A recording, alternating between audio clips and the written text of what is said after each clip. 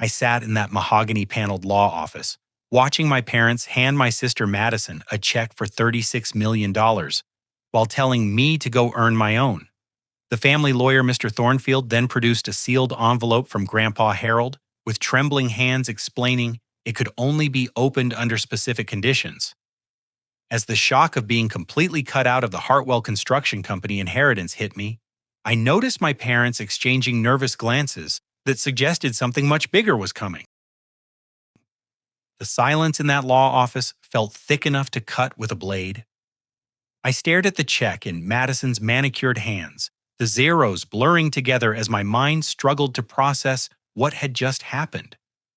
$36 million. The entire value of Hartwell Construction Company, built from the ground up by my grandfather Harold, now belonged to my sister, who had never shown even passing interest in the business. My father Robert cleared his throat, adjusting his expensive tie with the same nervous gesture I remembered from childhood whenever he was about to deliver bad news. My mother Linda sat rigidly beside him, her perfectly styled blonde hair not moving, despite the air conditioning vent directly above her chair. "Jay, son, this is tough love." My father began, his voice carrying that authoritative tone he used during company board meetings. "Your grandfather always believed in earning your way. He started with nothing but a toolbox and determination back in 1952. The irony burned in my chest.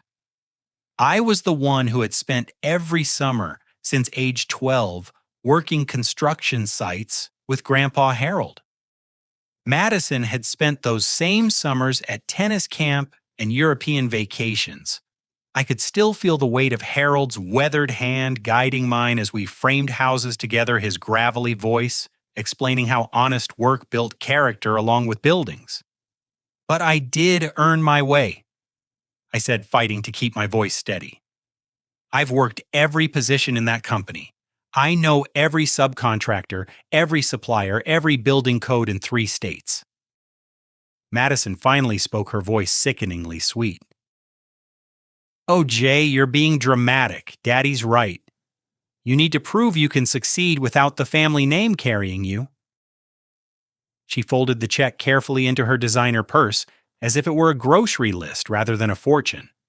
Mr. Thornfield shifted uncomfortably in his leather chair, his weathered fingers drumming against the sealed envelope. I had known him my entire life. He had been Harold's attorney for 40 years, handling everything from the company's incorporation to Harold's personal affairs. Something about his demeanor seemed off, like he was holding back information that made him physically ill. "There's something else, isn't there?" I asked directly, fixing my gaze on the elderly lawyer. His gray eyes darted to my parents, then back to me. "Your grandfather left very specific instructions regarding this envelope. It was to be opened only if certain conditions were met." My father leaned forward sharply. "What conditions? Harold never mentioned any conditions to us." "The condition," Mr. Thornfield said slowly, "was that the envelope should be opened only if Jay received nothing from the primary inheritance." The temperature in the room seemed to drop 10 degrees. My mother's face went pale beneath her foundation, and my father's jaw tightened in a way that suggested this was news to him too. "Well then," I said, standing up from my chair, "I'd say that condition has been met." Mr. Thornfield's hands shook slightly as he broke the wax seal. Inside was a single sheet of Harold's distinctive handwriting, along with what appeared to be a safety deposit box key. "What does it say?" Madison demanded, her previous smugness replaced by uncertainty. The lawyer read silently for a long moment, his face growing increasingly troubled. "It says, if Jay has been denied his rightful inheritance, then certain truths must come to light.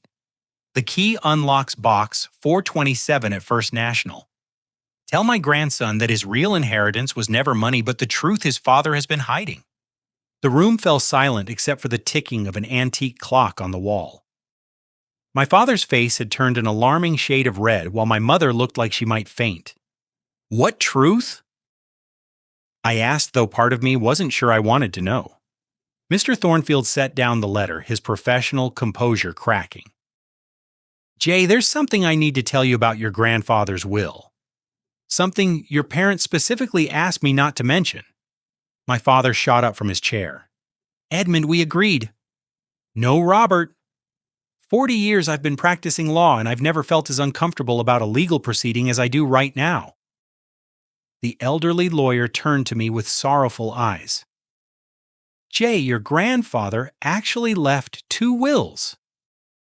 The words hit me like a physical blow. Two wills. The first will dated 6 months before Harold's death left you controlling interest in Hartwell Construction, plus all his personal assets. The second will dated just 2 weeks before he passed, removed you entirely from the inheritance. Madison's face went white. That's impossible. Grandpa Harold loved Jay, but he always said women were just as capable of running businesses as men. He wouldn't have left everything to Jay just because he's a boy. Mr. Thornfield shook his head sadly. The first will wasn't about gender, Madison. It was about dedication experience and Harold's concerns about the company's future. The second will... He paused, choosing his words carefully. The second will was written under circumstances that Harold documented extensively in his private papers. My father stood abruptly. That's enough? The legal will has been executed. Jay, you're 28 years old. It's time you made your own way in the world instead of expecting handouts. But I barely heard him.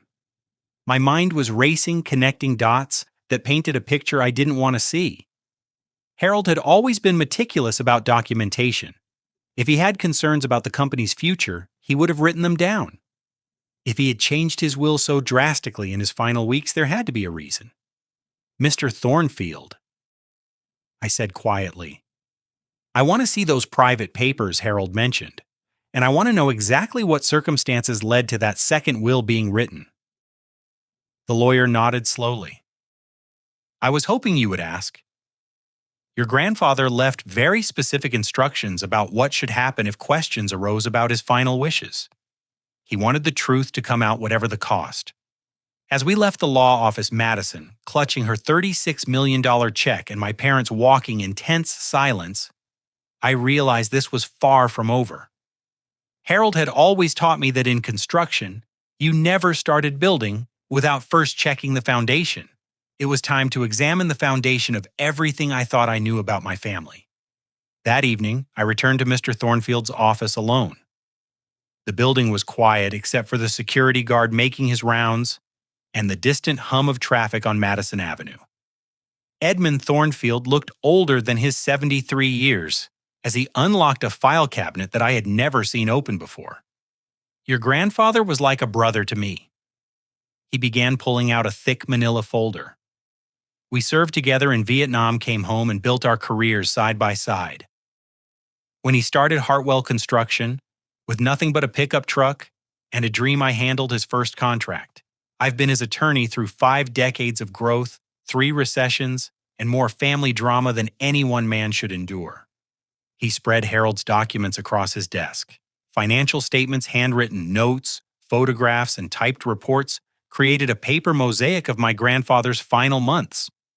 About a year before Harold died, he started noticing irregularities in the company books. Small things at first.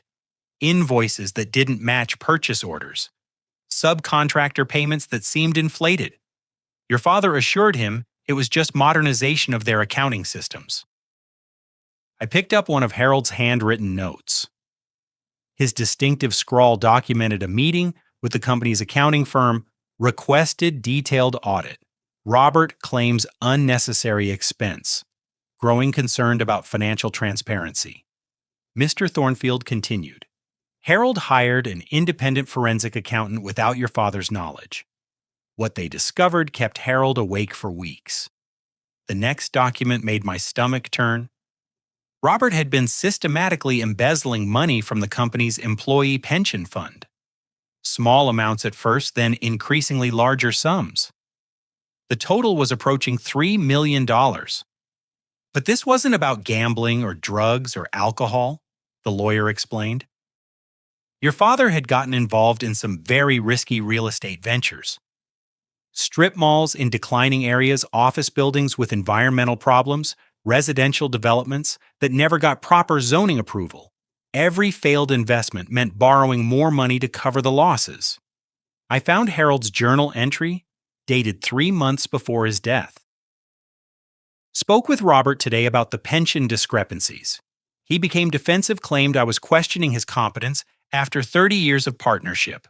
But the numbers don't lie. Our employees' retirements are being stolen to cover his poor decisions. Grandpa was going to expose him. Mr. Thornfield nodded grimly. Harold had scheduled a board meeting for the week after his heart attack. He was going to present evidence of the embezzlement and ask for Robert's immediate removal from company leadership. Just then, the office door opened and Dorothy Chambers walked in carrying 2 cardboard boxes. She had been Harold's personal secretary for 25 years, a sharp-eyed woman in her 60s who knew every detail of the company's operations. "Jay, honey, I'm so sorry about this afternoon," she said, setting down the boxes. "Your grandfather made me promise to bring these to Edmund if anything ever happened to you at the will reading." The boxes contained Harold's personal files from his home office, financial records correspondence, and most importantly, a series of audio recordings he had made during his final weeks. I played the first recording on Mr. Thornfield's ancient cassette player. Harold's voice, weaker than I remembered but still determined, filled the room. If someone is listening to this, it means Robert succeeded in cutting Jay out of his inheritance. I've discovered that my son has not only stolen from the company, but he's forged my signature on several loan documents. The bank statements in Box 1 will show unauthorized withdrawals totaling $2.7 million from the pension fund. The recording continued for nearly an hour, documenting Robert's financial crimes in meticulous detail. But near the end, Harold's voice became heavy with a different kind of pain. "I've also learned something about my family that breaks my heart in ways I cannot express. Madison is not Robert's biological daughter. The DNA test results are in the sealed envelope in Box 2. Robert has been lying to all of us for 24 years. Dorothy gasped, even though she had clearly known this moment was coming. Mr. Thornfield just nodded sadly, confirming that he too had been aware of this secret. The private investigator I hired discovered that Linda had an affair with Robert's business partner, Chuck Morrison, back in 1999. Madison was born exactly 9 months later. Robert knew the truth but chose to raise her as his own, probably thinking it would secure his position in the family business. I sat in stunned silence, processing the magnitude of deception that had shaped my family for decades. Madison wasn't my biological cousin. Robert had been stealing from his own employees. And Harold had discovered all of this just weeks before his sudden death. "There's more," Mr. Thornfield said quietly, reaching for another envelope. Harold suspected that Robert had somehow gained access to his medical records and might try to claim the heart attack was stress induced by family conflicts. That's why he recorded everything and gave me the sealed envelope with your safety deposit box key. The final piece of the puzzle was Harold's handwritten instruction to me. "Jay, if you're reading this, then your father has chosen money over family and lies over truth.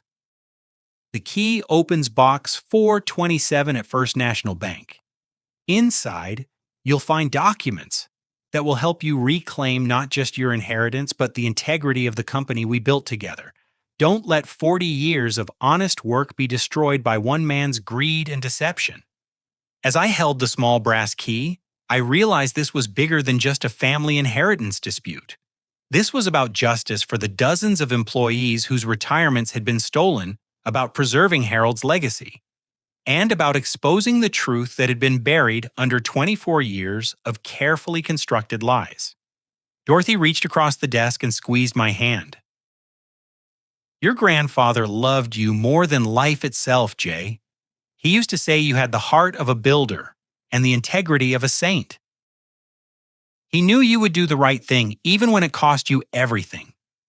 But as I walked out of that office building into the cool night air, I wondered if doing the right thing would be enough to undo decades of deception and restore justice to the people who had trusted the Hartwell name. The next morning, I arrived at First National Bank as soon as the doors opened. Mrs. Foster, the branch manager who had known Harold for 30 years, personally escorted me to the safety deposit box facility in the basement. "Your grandfather was one of our most valued customers," she said as we descended the marble staircase. "He opened this particular box about 6 months before he passed, asked me personally to ensure that only someone with his specific key and proper identification could access it." Box 427 was larger than I expected, nearly the size of a small filing cabinet drawer. Inside, Harold had organized everything with the same methodical precision he brought to construction projects. The first item was a leather portfolio containing the original incorporation papers for Hartwell Construction Company. But these weren't the documents I'd seen in the company offices.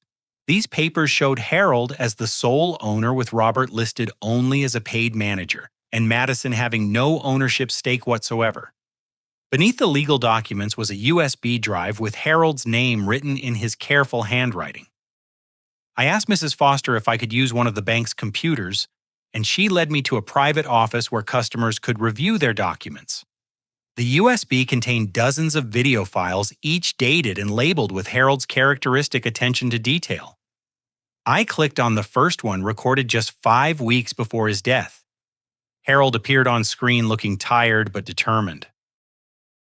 He was sitting in his home office, the same room where he had taught me to read blueprints when I was 8 years old. "Jay, if you're watching this, it means the worst has happened, and Robert has somehow managed to steal your inheritance. What I'm about to tell you will be hard to hear, but you deserve to know the truth about our family and our company." Harold's voice was steady despite his obvious emotional pain. "I discovered that your father has been systematically stealing money from our employees' pension fund. Not borrowing, not mismanaging, but outright theft. The forensic accounting report is in the red folder. Robert has taken nearly $3 million over the past 18 months. The next video, recorded a week later, showed Harold looking even more haggard. "I confronted Robert about the missing money today. He denied everything at first, then claimed he was just borrowing temporarily to cover some bad investments. When I told him I had documentation, he became angry in a way I've never seen. He accused me of not trusting him after 30 years of partnership." I paused the video, my hands shaking. Harold had never mentioned any of this during our regular Sunday dinners. He had carried this burden alone, protecting me from the knowledge that my own father was a criminal. The third video contained information that made my blood run cold. Harold had hired a private investigator named Thomas Riley to document Robert's activities.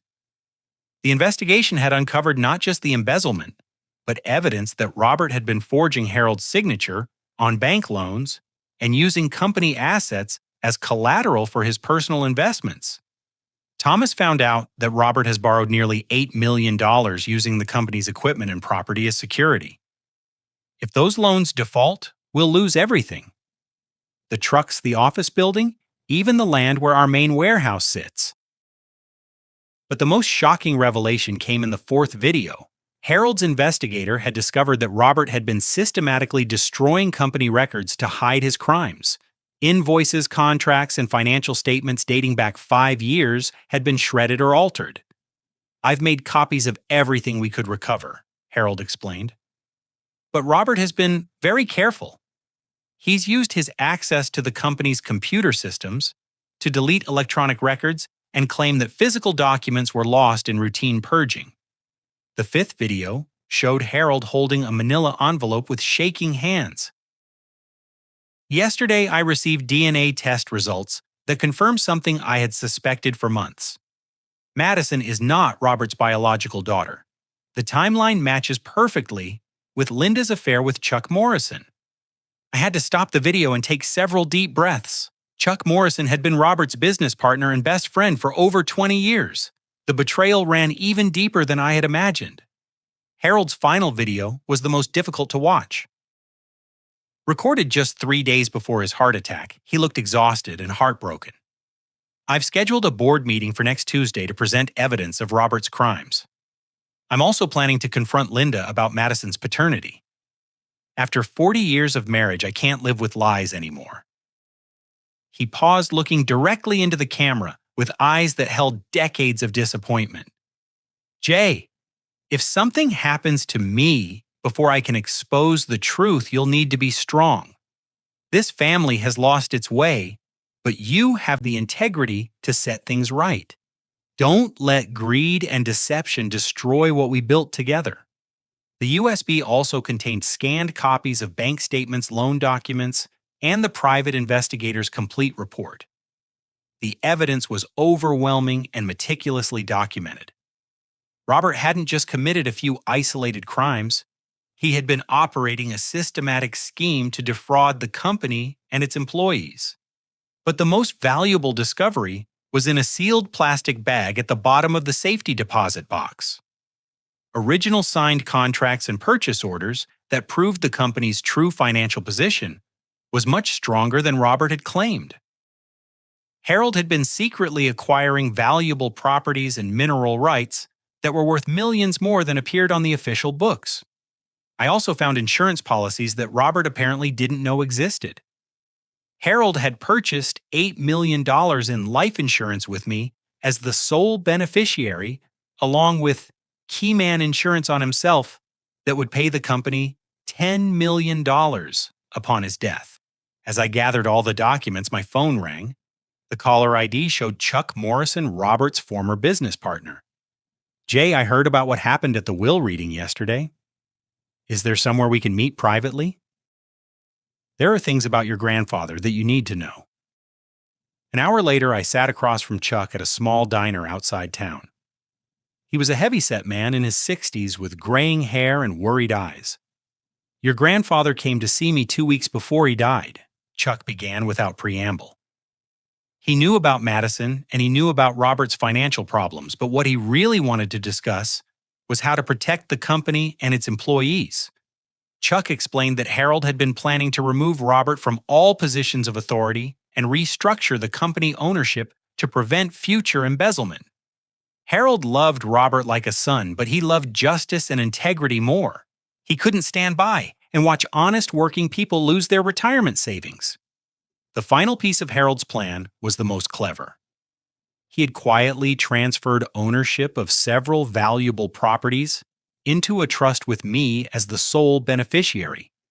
Those properties, including mineral rights that had recently become extremely valuable due to new natural gas discoveries, were worth over $15 million. Your grandfather was always 3 steps ahead of everyone else, Chuck said with a sad smile. He knew Robert would try to steal your inheritance, so he made sure you'd have the resources to fight back. As I drove home with boxes of evidence and documentation, I realized that Harold hadn't just left me an inheritance. He had left me the tools to expose the truth, restore justice, and honor the legacy of honest work that had always defined the Hartwell name. I spent the next 3 days organizing Harold's evidence in my apartment, turning my living room into what looked like a detective's incident room. Bank statements, photographs, audio recordings, and legal documents covered every surface.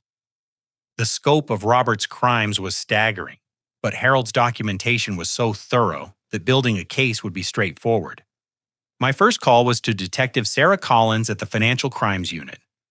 I had met her 2 years earlier when someone had vandalized our construction equipment, and she had impressed me with her attention to detail and genuine concern for working people who got cheated by white-collar criminals.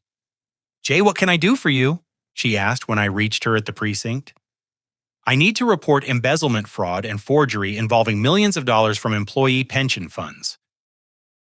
2 hours later, Detective Collins sat in my apartment reviewing Harold's evidence with the focused intensity of a surgeon. She was in her early 40s with short brown hair and sharp green eyes that missed nothing. This is some of the most comprehensive documentation I've seen in 15 years of financial crimes investigation, she said, photographing each document with meticulous care. Your grandfather basically did our job for us. She explained that Robert's crimes fell under multiple categories: embezzlement of pension funds, bank fraud, through forged loan applications, identity theft, through unauthorized use of Harold's signature and securities fraud through misrepresentation of company assets. The interesting thing is we've actually had Robert Hartwell on our radar for about 6 months, Detective Collins revealed. We've been investigating a construction bid rigging scheme involving several companies in the state. Robert's name came up multiple times as someone who might have inside information about city contracts. She made several phone calls from my kitchen, speaking in the careful language of law enforcement coordination. When she returned to the living room, her expression was grim. "Jay, I need to ask you something important. When was the last time you spoke with your father or sister?" "Yesterday, right after the will reading." "Why?" "Because according to bank records, Madison deposited that $36 million check yesterday afternoon, and this morning, she withdrew $12 million in cash through multiple branches." My heart sank. "They're running." Detective Collins nodded. "It looks that way. We've already contacted the FBI because moving stolen money across state lines makes this a federal case. Agent Marcus Webb is driving down from the regional office to take over the investigation. While we waited for the federal agent, I called David Price, a forensic accountant, whose firm had worked with Hartwell Construction on several projects over the years.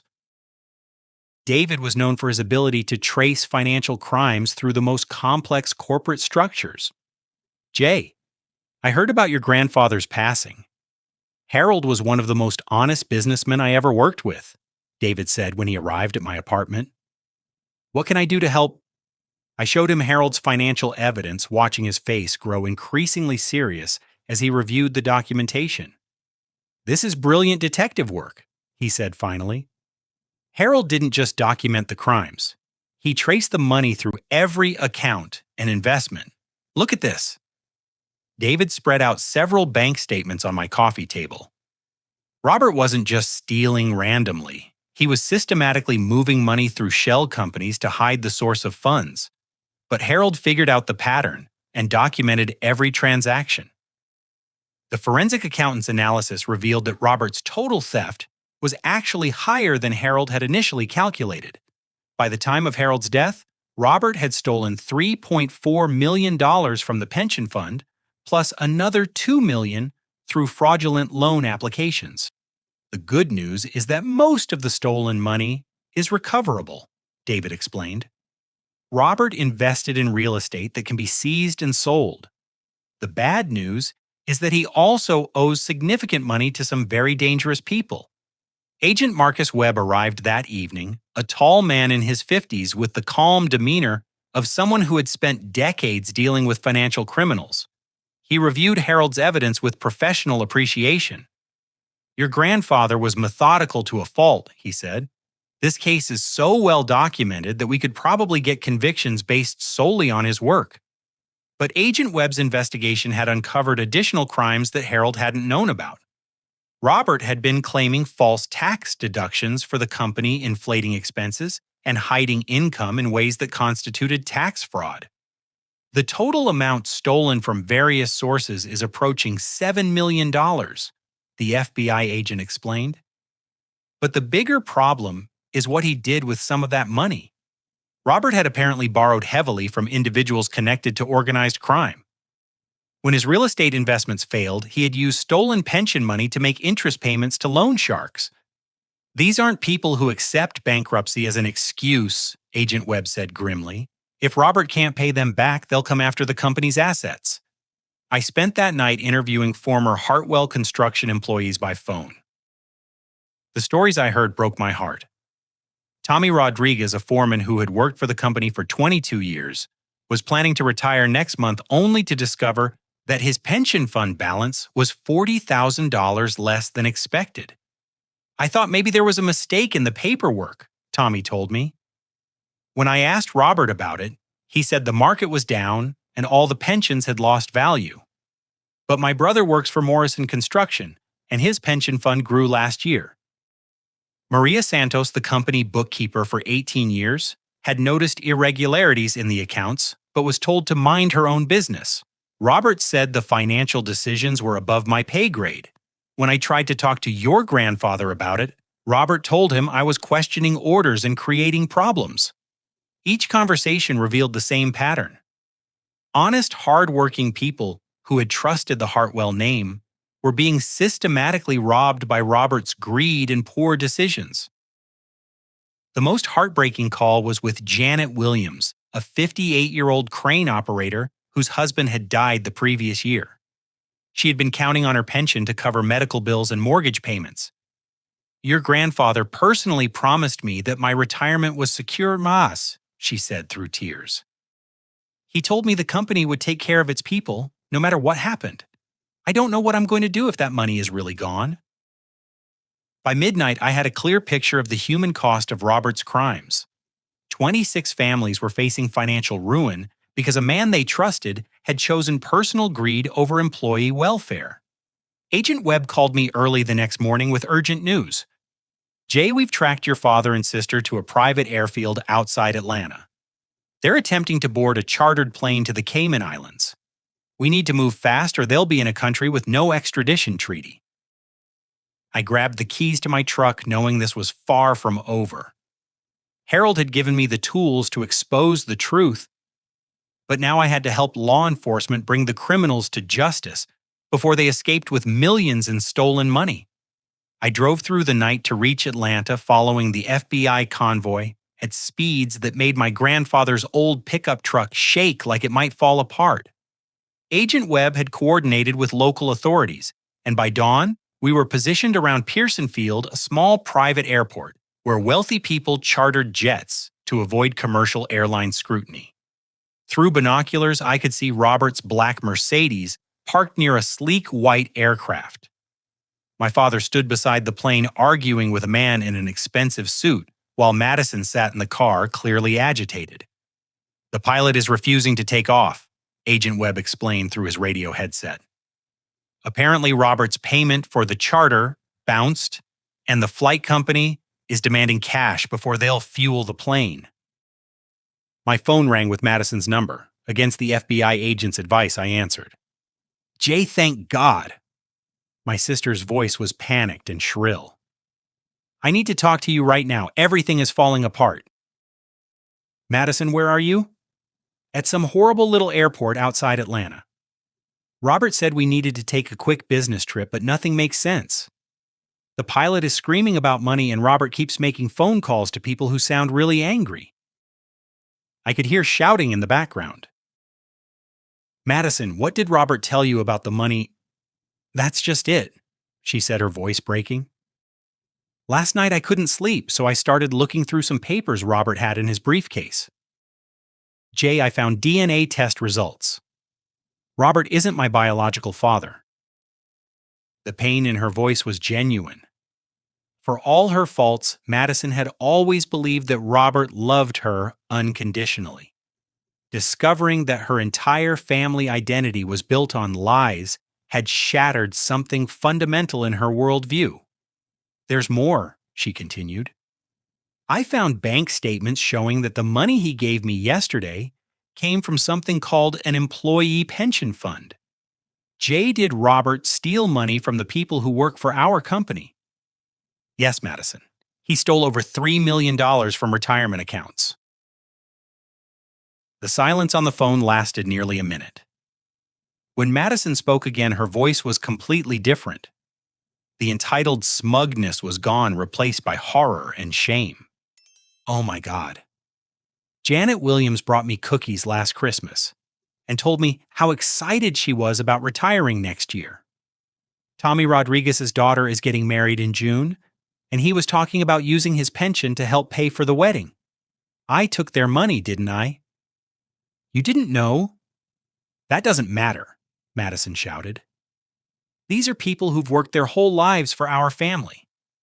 They trusted us, and I walked out of that law office yesterday like I deserved $36 million for being born." Agent Webb signaled that it was time to move in. Local police had surrounded the airfield, and Robert's options were rapidly disappearing. Madison listened to me carefully. "The FBI is here to arrest Robert for embezzlement and fraud. If you cooperate with them and help return the stolen money, you won't be charged as an accessory." "I want to give it back," she said immediately. "All of it. I don't care if I end up with nothing. I can't keep money that was stolen from people who trusted our family." The arrest happened quickly, but not quietly. Robert saw the police vehicles approaching and tried to run across the tarmac toward a maintenance building. At 54 years old and carrying an extra 40 pounds, he didn't make it far before two officers tackled him to the ground. I watched from behind a police car as my father was handcuffed and read his rights. The man who had raised me, taught me to drive, and walked me through my first construction project was now shouting obscenities at federal agents while struggling against restraints. Madison walked toward us slowly, carrying the leather briefcase that contained evidence of Robert's crimes. Her designer clothes looked wrinkled, and her perfect makeup was smeared with tears. "Agent Webb Gandhi," she said formally, "I want to return all the money and cooperate fully with your investigation." The FBI agent looked surprised. Most people in Madison's situation hired expensive lawyers and claimed ignorance. "Miss Hartwell, you should probably speak with an attorney before making any statements." Madison shook her head. "No. I spent 24 years thinking I was entitled to things I didn't earn because of my last name. Yesterday, I was happy to take $36 million without asking where it came from or whether I deserved it. I'm done living that way." Robert overheard her from the back of the police car and started screaming. "Madison, you ungrateful little brat. I raised you like my own daughter. I protected you from the truth about your real father. This is how you repay me." Madison walked over to the police car and looked Robert directly in the eyes. "You didn't protect me from anything. You used me as a prop in your lies, and you stole money from people who trusted our family name. Harold Hartwell built this company on integrity and honest work. You've disgraced everything he stood for." She turned away from Robert and addressed Agent Webb. "I have documentation about bank accounts, investment properties, and offshore transfers." Robert thought he was just using me to help move money, but I kept copies of everything. Over the next several hours, Madison provided information that helped federal agents trace the stolen funds through multiple accounts and investments. She'd been more observant than Robert realized, and her cooperation accelerated the investigation significantly. The most shocking revelation came when Madison produced a recording she had secretly made on her phone the night before. "I was suspicious about why Robert suddenly wanted to leave the country," she explained. "So I recorded a phone conversation he had with someone named Vincent. The recording revealed that Robert owed $2.8 million to loan sharks connected to organized crime families. He had been using pension fund money to make interest payments, but now that the FBI was investigating his creditors, were demanding immediate payment of the full amount. Vincent told Robert that he had 48 hours to come up with the money, or they would start seizing company assets," Madison said. "That's why Robert was so desperate to get out of the country with cash." Agent Webb looked grim. "This complicates things significantly. If organized crime figures believe they have legitimate claims against Hartwell Construction, they might try to collect through intimidation or violence." As Robert was transported to federal lockup to await trial, I realized that exposing his crimes was only the beginning.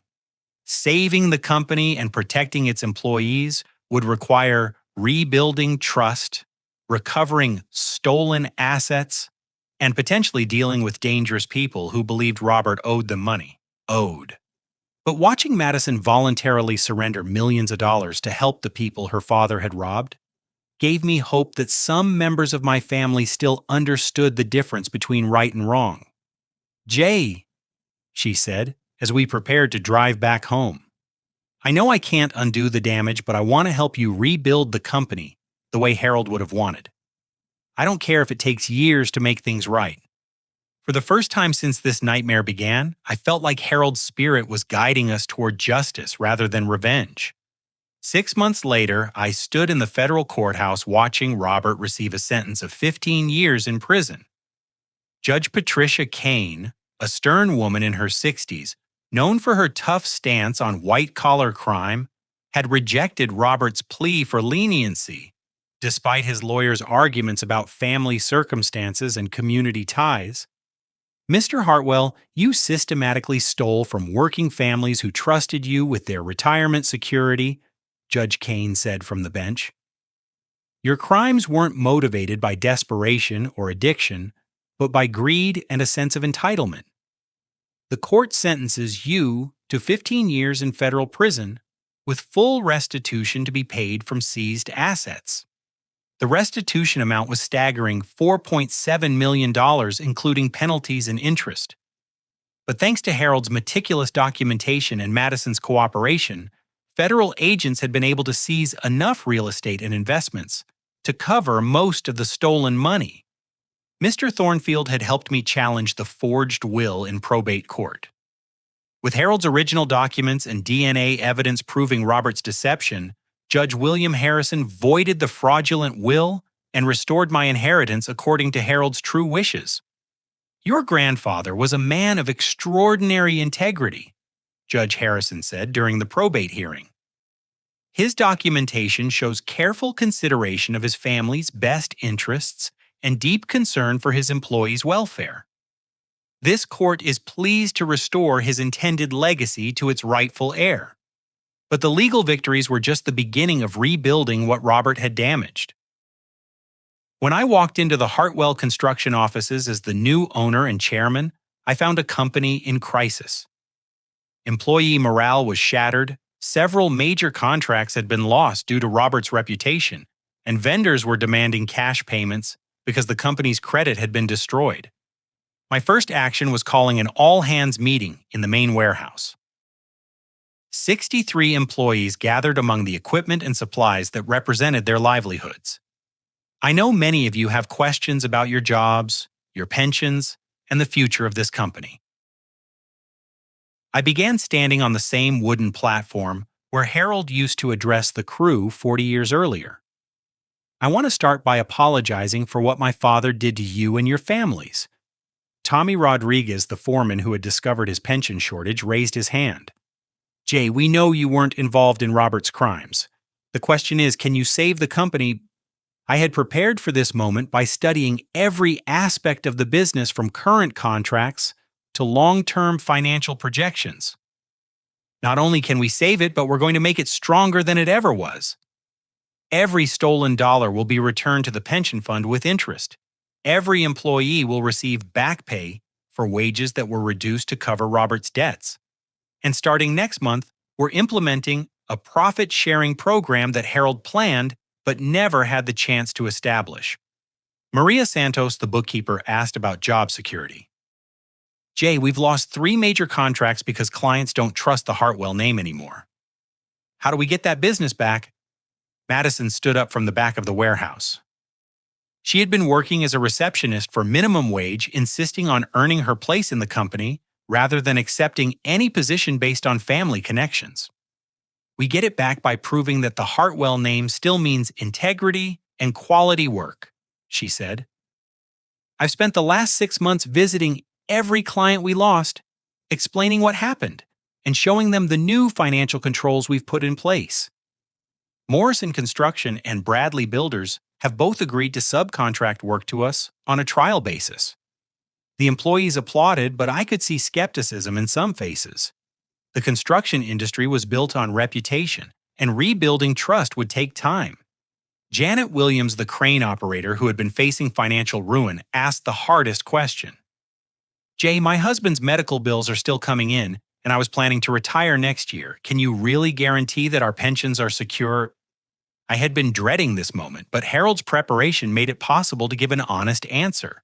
Janet, your full pension will be restored within 60 days.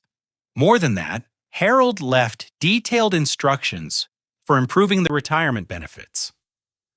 Starting next year, the company will match employee contributions dollar for dollar, up to 6% of salary. The transformation wasn't just financial. Harold's journals had contained plans for modernizing the company's practices that Robert had ignored or actively opposed. We invested in new equipment that improved safety and efficiency. We hired a human resources director to ensure fair treatment and clear advancement opportunities. We established partnerships with local trade schools to train the next generation of construction workers. Linda faced her own reckoning. Agent Webb's investigation had revealed that she knew about some of Robert's financial crimes, but had chosen to remain silent. Rather than face prosecution, she agreed to forfeit her claim to any company assets and testify against Robert in exchange for probation. "I was scared and stupid," she told me, during one of our few conversations after Robert's arrest. "I knew he was hiding money, but I didn't want to face the truth about what that meant. I thought if I ignored it long enough, the problems would just go away." She moved to a small apartment across town and took a job as a bookkeeper for a nonprofit organization. The woman who had once lived in a mansion and driven luxury cars was learning to budget carefully and find satisfaction in honest work. Madison's transformation was the most remarkable. The entitled princess who had waltzed out of the will, reading with $36 million, had become a dedicated employee who earned respect through hard work rather than family connections. "I spent 24 years thinking the world owed me something because of who my grandfather was," she told me one evening as we worked late on a project proposal. "It took losing everything to realize that the only thing I was owed was the opportunity to prove myself." She had enrolled in night classes to study business management and construction technology. During the day, she worked in every department of the company, learning operations from the ground up, just as Harold had taught me years earlier. The most satisfying moment came when Chuck Morrison, Madison's biological father, finally stepped forward to acknowledge their relationship. Chuck had spent 24 years watching Madison from a distance, respecting Robert's role as her father, but always hoping for a chance to be part of her life. "I made mistakes when I was younger," he told Madison during their first real conversation. "I should have been honest about everything from the beginning. But I want you to know that I've always been proud of you, and I'd like to be part of your life now if you'll let me." Madison hugged the man she was learning to call Dad, finally understanding why she had always felt drawn to his quiet integrity and genuine warmth. 6 months after Robert's conviction, Hartwell Construction had not only recovered, but was thriving. We had regained the trust of major clients, hired 12 new employees, and established ourselves as a leader in sustainable construction practices. Harold's vision extended beyond just building structures. He had wanted to create a company that contributed to the community and provided opportunities for working families to build better lives. Under his guidance from beyond the grave, we were finally achieving that goal. 1 year after that devastating will reading, I stood in the lobby of the renovated Hartwell Construction headquarters, watching employees arrive for work with genuine smiles and pride in their company. The building itself told the story of our transformation, with Harold's portrait prominently displayed beside a plaque honoring his values of integrity, hard work, and community service. Madison walked in carrying coffee and architectural drawings, her designer clothes replaced by practical work attire and safety boots. She had earned her place as head of community outreach, developing programs that provided construction training for unemployed veterans and single mothers. "The Morrison project is ahead of schedule and under budget," she reported with satisfaction. "Chuck says it's the smoothest collaboration his company has ever had with a subcontractor." The relationship between Madison and her biological father had blossomed into something beautiful. Chuck had become a mentor and friend, helping her understand both the technical and emotional aspects of the construction industry. "How's the scholarship fund application coming along?" I asked. Madison's face lit up. "We received approval yesterday. The Harold Hartwell Educational Foundation will provide full tuition and living expenses for 20 students per year to attend trade school. The first recipients will be announced next month." This had been one of Harold's dreams that we found detailed in his personal papers. He believed that skilled trades were the foundation of a strong economy, and that everyone deserved the opportunity to learn a profession that could support a family. Emma Rodriguez, the architectural firm owner, who had become both a business partner and something much more personal, arrived for our monthly project review meeting. She was Tommy's daughter, a brilliant woman who had earned her architecture degree while working nights to help support her family. "The sustainable housing project is generating interest from 3 other municipalities," Emma reported, spreading blueprints across the conference table. Everyone wants to see how we're integrating solar power with traditional construction techniques. Our relationship had developed naturally as we worked together on increasingly complex projects.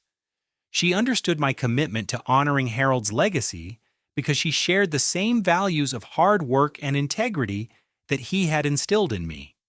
Later that afternoon, I drove to the cemetery where Harold was buried. His gravestone was simple granite with an inscription that read, "Harold Hartwell, Builder of Dreams. Father of integrity, friend to all who worked honestly." I sat on the stone bench that the company had installed beside his grave and spoke to him the way I had during Sunday dinners when he was alive. "Grandpa, I wish you could see what we've accomplished. The company you built is stronger than ever. Madison has become the person you always hoped she could be. Linda is learning to find satisfaction in honest work. And Robert—" I paused, still struggling with my feelings about my father. "Robert is paying for his crimes. But maybe in prison he'll finally understand the difference between success and integrity." The most remarkable change had been in myself. A year ago, I had been devastated by what seemed like the ultimate betrayal by my family.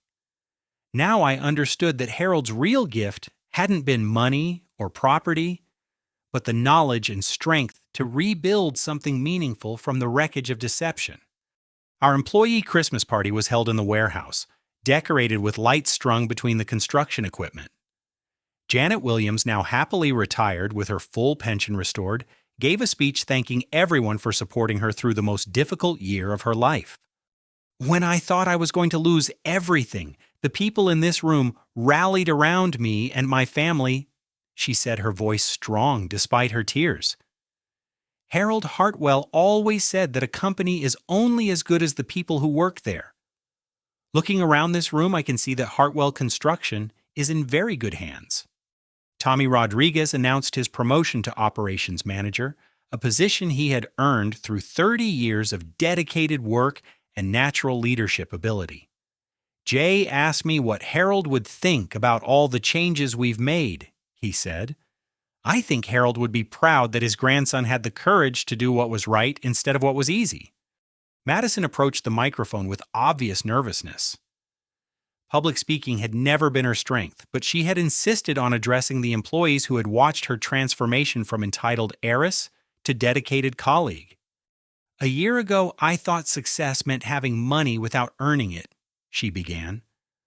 "I thought being part of a family business meant automatically deserving respect and authority. I was wrong about everything." She looked around the room at faces that had shown her patience and grace during her period of learning and growth. "You taught me that real success means contributing something valuable to other people's lives. You showed me that respect has to be earned through actions, not inherited through names. Most importantly, you proved that integrity isn't just a nice word to put on company brochures. It's the foundation that everything else is built on." The applause was genuine and warm. Madison had earned their respect by working harder than anyone expected and never asking for special treatment based on her family connections.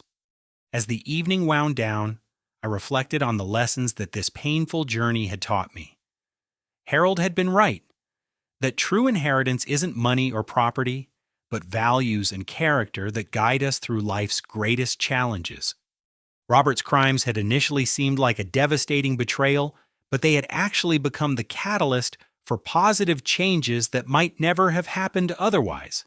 The company was more transparent, more profitable, and more dedicated to employee welfare than it had ever been under his leadership.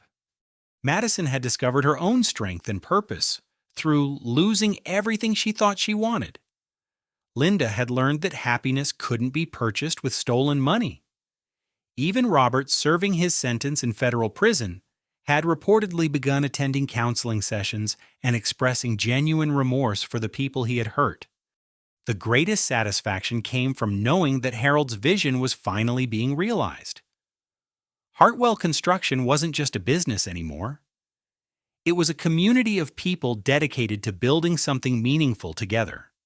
That evening, as I locked up the office building, I found Harold's final journal entry that Mr. Thornfield had discovered among his personal papers. Success isn't measured by the size of your bank account or the value of your possessions. True success means building something that makes the world a little better and helps other people achieve their dreams. If Jay remembers nothing else about his old grandfather, I hope he remembers that integrity is the only foundation strong enough to support a meaningful life. I turned off the lights and walked out into the cool night air, knowing that tomorrow would bring new challenges and opportunities. But I also knew that Harold's teachings had given me everything I needed to face whatever came next, with courage, integrity, and dedication to the people who trusted the Hartwell name. The stars were bright above the construction yard where Harold had taught me to operate heavy equipment and understand the satisfaction of building something permanent and valuable. His legacy wasn't just in the buildings we had constructed, but in the lives we had touched and the principles we had upheld. As I drove home, I thought about the question that had driven this entire journey. What does it mean to truly inherit something from the people who came before us? The answer wasn't found in bank accounts or legal documents, but in the courage to stand up for what's right, the determination to rebuild when everything falls apart, and the wisdom to understand that our greatest inheritance is the opportunity to leave the world a little better than we found it. What would you do if you discovered that everything you believed about your family was built on lies? Have you ever had to choose between family loyalty and doing the right thing? I'd love to hear your thoughts in the comments below. If this story resonated with you, please hit the like button and share it with someone who might need to hear Harold's message about integrity and true success. Don't forget to subscribe for more stories about overcoming life's greatest challenges and discovering the strength we never knew we had. Thank you for taking this journey with me, and remember that sometimes our greatest setbacks become the foundation for our most meaningful victories.